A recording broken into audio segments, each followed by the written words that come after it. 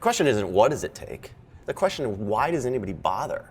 Why does anybody bother to put 10,000 hours of sucky practice to master something?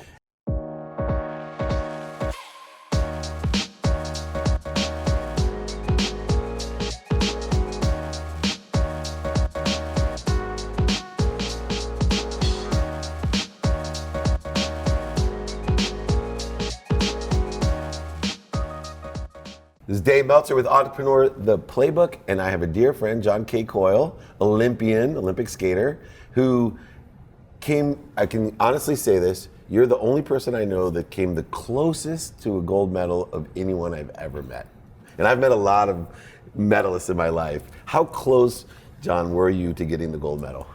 In our race, it was a few tenths, which, you know, it's still a pretty short period. But sometimes in my sport, it's thousands of seconds. And you told me in one Olympics, I forget which one, from first place to 10th place. I think the joke was the guy was sent back to Siberia, right? What was the difference between first place and 10th place? 31 100ths of a second, first to 10th in the 2002 games in the 500 meter. Could you imagine? Now, how did that impact your life? Well, it created an insight, actually, that I was sitting back here for a long time around, wait, so, you know, it's a Seinfeld joke, right? First, second, third, never heard of you. The never heard of you part. Well, I joked around that you had my nose, you right. would have won. So the never heard of you part is that, and the insight that eventually came out of it is that really small bit of time is life-changing, right? Because if you have a medal or you don't, it changes your life forever. And the insight that eventually translated is, this is true in real life. The decisions you make, the saying yes or the saying of no, the asking the girl or not, the I do or not, you know, all of these decisions that are made in moments determine the trajectory of your life. And the Greeks had a word for this, like, where are we? They're so much smarter than us. The chronos was his clock time, and that's what we talk about all the time. Man-made construct. But they had kairos, which is human time, and very specifically the etymology is the moment an archer releases an arrow, everything happens at once and the trajectory is set. And our lives are built of moments, not minutes, not hours, not months, not years. Moments determine our future over and over again and what you do in those moments. And in order to take advantage of the moments or maximize the moments to their potential, what is the activity that we have to do in order to take advantage of those? Well, I think one that I think you talk about a lot is being there first. You have to be present, yeah. Right? I think second that you also talk about is your awareness of that moment not just present but also directional? Are you steering in terms of your perceptions and where you want to be and what outcomes you wish for? If you haven't sort of enunciated those, you can't choose where to shoot the arrow, right? Like you're just shooting in the dark. But as soon as you have a target, then the arrow is going to go closer and closer to where you want to be. One of the things that changed your life, a moment, was you failed a math class. Yes. Was it Math 202? Yes, linear algebra. Oh my God. I still don't know what that class is about. Well, so you're one of the hyper-intelligent people in the world, which I think there's something weird about ice skaters, or speed skaters, I should say, because first of all, it's like the simplest sport when you look at it, right? You're just going left. Turn left, go fast, that's it. Right, turn left, go fast. But you and Apollo Ono are two of the people that I would say are vibrating at an incredible speed. So it was really surprising, number one, that you would fail a course, but like even today, be like, I don't know what that class is about. Why is it that the human mind can understand one thing that other people can't even grasp, and then there's a whole nother subject matter, which is really just data, that we can't connect to? I truly believe that we have natural talents. Anders Ericsson would tell you that we don't, and all you have to do is put in the 10,000 hours, and I don't agree with that at all. Like, we resonate towards certain things. I will never be a marathon runner, right? Like, and I'll never be good at theoretical math. And when you try really hard and you fail for the right reasons, which is what I did in Math 202, failing for the right reasons, by the way, is putting your best effort, and you know, it's not giving up. Like, yeah. It was a guardrail. Like, I am not a theoretical mathematician. And immediately upon leaving there, you'd think you'd be disappointed, but instead my whole life changed for the better because I switched majors and I got a guy named David Kelly as my academic advisor in my new major of choice, product design, and he changed my whole life. And you wrote a book, Strength and Design, that is predicated on that catalyst of working with him, Right. and has moved throughout your life as some sort of funnel of perspective that you're constantly gaining data and understanding of design. Right. And which to me is so exciting, which is why you're one of my favorite people, because I believe we design our life. Yeah. And you've come with biochemical, physical, spiritual, all the different areas of how that all amalgamates into designing our perfect potential, perfectly imperfect potential that we are. Absolutely. What are some of the key ingredients of designing your own life? Well, I'll jump into one of my favorites, which is this 10,000 hour rule. Yeah. So Anders Ericsson, Which is Outliers, right? Right, Outliers. Anders Ericsson, Malcolm Gladwell borrowed, is the notion that you have to put in 10,000 hours to be great at something, to be a master at something. And I absolutely agree that's fundamentally true. There's no expert from Mozart to Miles Davis to Bill Gates, Tiger Woods, that didn't have... Throw the Stanford guy there. Yeah, the amount of hours. But I think it's the wrong question. This is design thinking at its core. Are you asking the right question? The question isn't what does it take? The question is why does anybody bother? Why does anybody bother to put 10,000 hours of sucky practice to master something? And I think the answer is really clear to me, and it comes back to flow. So it's an operant conditioning Skinner model. So here's what happens when you're a kid. You try new stuff, right? If you get into the flow state, which is your area of peak performance, the zone, you emit the following. Dopamine, serotonin, anandamide, and oxytocin in that order, which is coke, heroin, pot, and ecstasy. All at once. You get them all at once. That's what giving does for you, too, by the way. If you took those externally, you'd be dead or drooling. But instead, this becomes the reward, right? You get a reward system. But if you never stumble into your strengths, your natural talents, you never get the reward, and then you don't want to try pulling the lever harder, and so you just never do it. Wow. So some people stumble into their strengths early and get to do it. And it's interesting because I agree with you that there's certain things that my frequency, and I call it an awareness because for me it's vibrational. Yeah. I believe that you can only be aware of that which vibrates equal to or less than you, but it's also within the vibration of frequency. So if my radio tunes into only the station, theoretical mathematics may not be a station I can even hear. Right. Even though I could be an incredible genius in the flow, while of some other calculus or some other straightforward mathematical equationary practice, and people could never understand and I think that's the problem with secular school, is that we put kids into a position where the frequency and the rewards, that biochemical reward that we're getting, is so wide at a very early age that they get discouraged. That we don't allow them to find their frequency. I agree. And we stagnate them and we put them down and we put them into a box and say, I love Jim Quick. Do you know Jim Quick? So Jim Quick was the kid with the broken brain. He had at 7 or 5, he hit his head on a radiator and he was having learning disabilities. He couldn't learn anything. And he actually overheard his teacher say, that's the kid with the broken brain. So he taught himself to read utilizing, I get choked up because I love this guy, cartoons, comic books. Yeah. But then what he did was re-engineer how nobody else, doctors, teachers, no one else could teach him how to read. Right. But he taught himself to read somehow. So he started figuring out, how do I make connections to the memory? And we'll get into those pictures that we take, but how do we do that? And now he trains, Will Smith, and he's a memory master, and you should look him up. He's been on the podcast as well. How does the mind, you're in this flow state, work that somebody could all of a sudden have a broken brain, in essence, either by subject matter or in totality, that we think, wow, they have a broken brain, they can't figure anything out?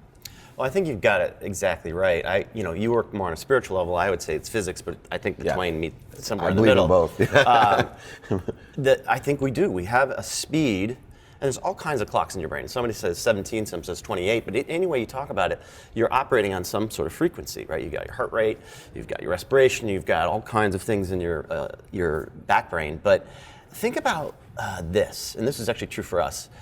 Think about when you see an old friend you haven't seen for 10 years. There's always this thing that happens.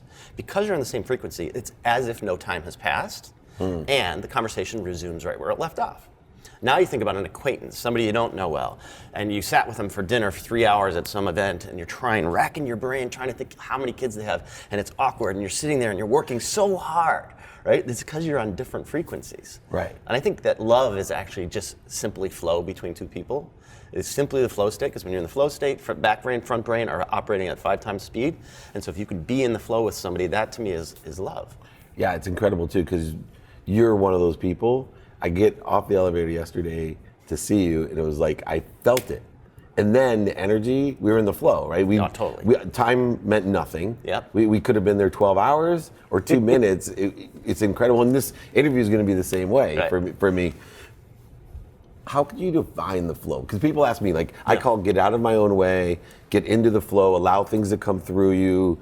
How do you define the flow to people? Because I want them to live in the flow. Yeah. I define it as A, being in your area of natural strengths, and everybody has them, and B, allowing that to happen. What happens in terms of your kinetics is the chemistry between your front brain and back brain starts to speed up. And normally, as Kahneman would say, you have a goat's path from the front brain to the back brain and a superhighway from the back brain to the front brain. So it's telling you lots of stuff, but you have to translate it. But if you can start teaching the back brain and getting this symbiotic high-speed connection going, you lose your sense of self. This is one thing that happens in flow. You no longer have ego. And you are part of everything, and everything is part of you. And then you're just wired. Everything's coming at you so fast, but you can slow it down because you've got a high-speed camera. It's like an HD camera. It feels fast in the present, but in memory you store so much more. One of the biggest questions that entrepreneurs ask me, and they try to replicate, at least in my own life, that it seems as if I get to do all these fun things and get paid lots of money to do it, and I live this extraordinary life, which, by the way, I do. How can people find that natural state of what they're good at? And I am asking you because people ask me that question, right. And I'm kind of stuck because the only answer I can give them is, keep on trying as much as you can. Yeah. I think a great hallmark to weave a thread through in your life is, when does time stop or speed up or both? So whenever you say, oh my God, where did that time go? That, whatever you were just doing is almost for sure an area of strengths, because that's the hallmark of flow, is wonky things with time. Basically, all your clocks shut off. So when you're not measuring time, you don't know how to describe it. So you say time flew by or time stopped or both, and both are actually correct. So think about that in your life, in your hobbies, your career, your conversations, the people you're with, the people you're not with. Like, if you can weave a thread through that and just do more of that and make that your life, which is what you and I are doing right now, right? Like, we both live this life, we're in flow most of the time. But a lot of people they lead what Thoreau would call a life of quiet desperation, Yeah. They don't get any flow. Yeah, and it's resistant based. So I know I'm physics and spirituality, because I think they're one and the same. And in my mind, while you're describing that, I'm thinking time actually, no time is no resistance, but the more time is there, the more resistance that's created. Yes. And when we put faith into the flow, you get more of the flow. When you put faith into the resistance, you actually build more resistance. And so when people say, I gotta, do this by the end of the week, by the end of the day, or when we're doing all these things by time, we're actually creating more resistance, which slows us down. Yes. How do you translate time? And I just find this fascinating. The sport that you spent, how many years were you? 17 years on the national team. 17 years. And time is so critical in speed skating, but yet you want to live in timelessness with an objective of being fastest, and what was it, go left and go fast? Turn left and go fast, yeah. So how did you reconcile that? Well, I reconcile it in that, as we talked about before, small increments of time really matter. In fact, my whole new book, the entire book can be distilled to one sentence, which is now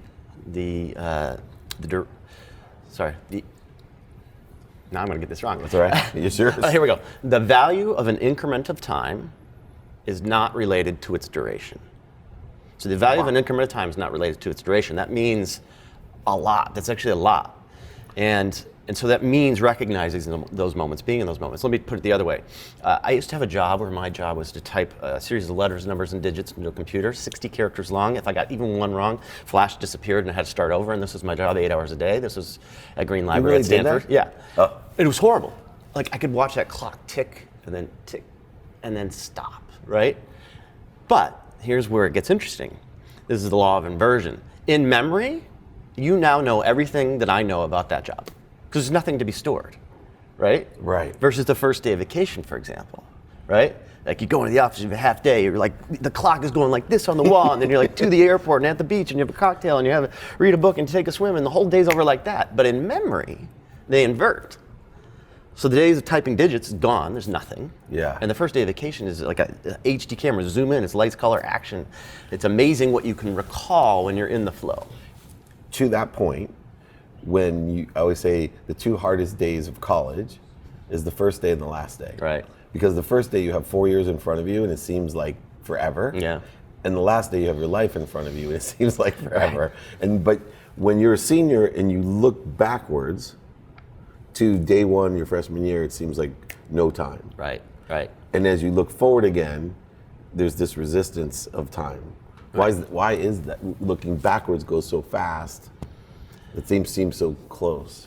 It's well, there's a couple reasons I think, but there is this thing called telescoping. Mm-hmm.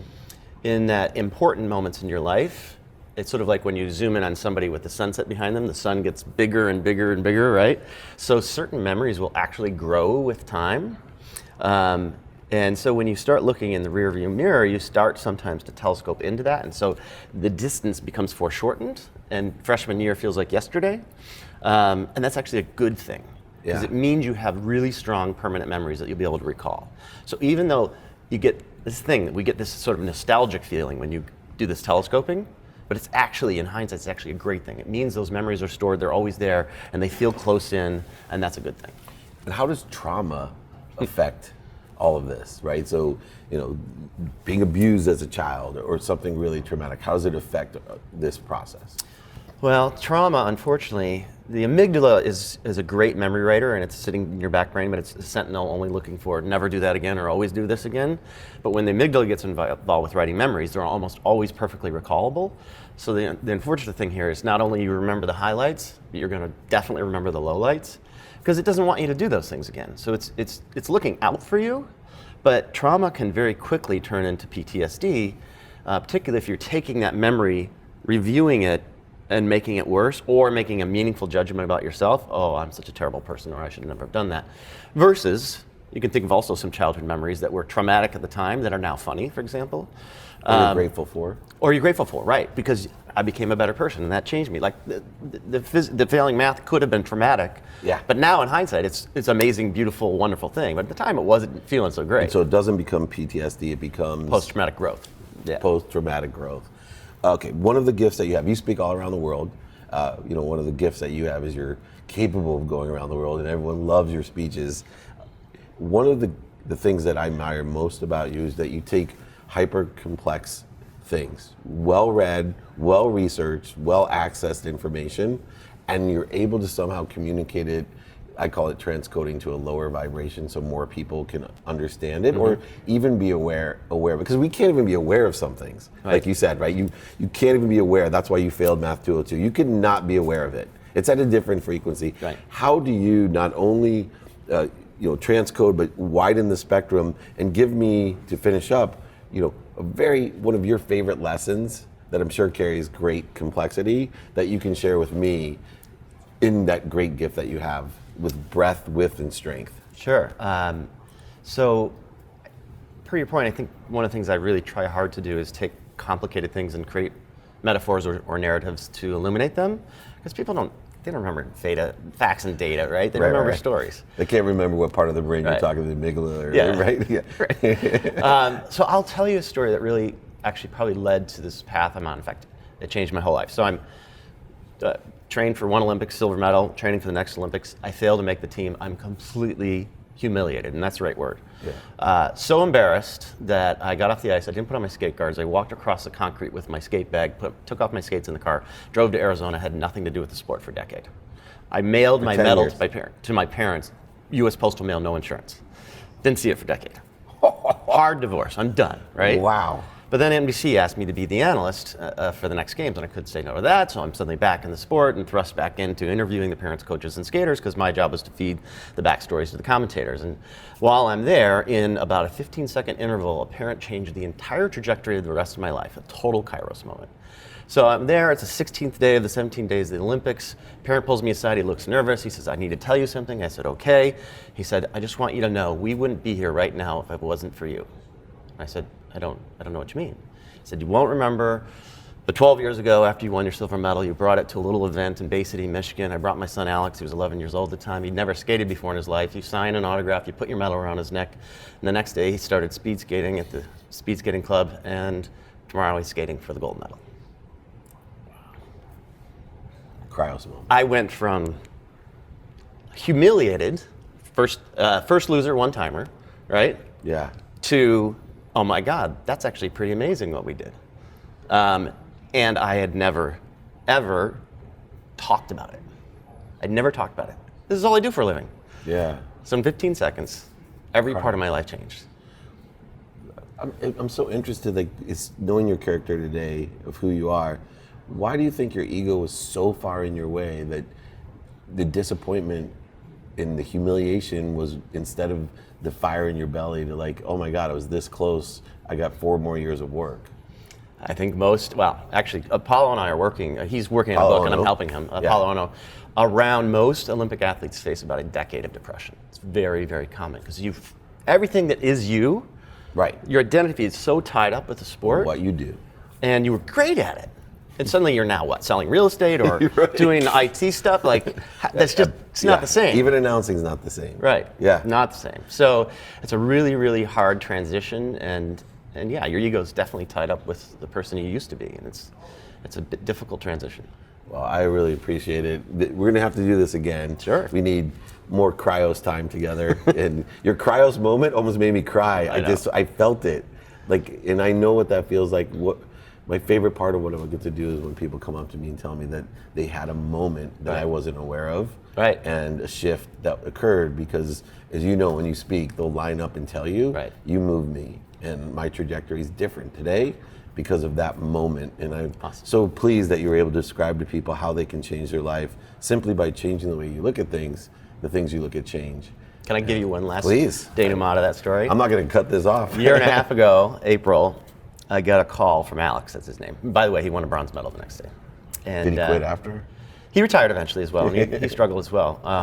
But he called me a year and a half ago, April, and he said, hey John, I just want you to know this. I want you to be the first to know. I just got off the phone with the U.S. Olympic team. I have accepted the head coach position for U.S. speed skating, and I'm taking the team to the Olympics. Wow. I'm going to have to go see him in Colorado Springs since I get up there. So it's just so crazy how these small moments, right? Oh, I love that. Small moments. That's where my physics and everything. spirituality all meet together in the great technology of the universe. And you and I have to connect more often. Yeah, let's do it. Even though when we connect, it feels as if we always connect. It's true. And, which is really cool. And I look forward to sharing a stage with you. I'd love to do a fireside chat or something as well. Let's do it. Well, John K. Coyle, Olympic silver medalist, who I am most proud of. I'm most proud of that. I think it's a great thing because that story is much more powerful than if you probably actually won the gold. Agreed. And it's tremendous. Congratulations. This is Dave Meltzer with Entrepreneurs, The Playbook.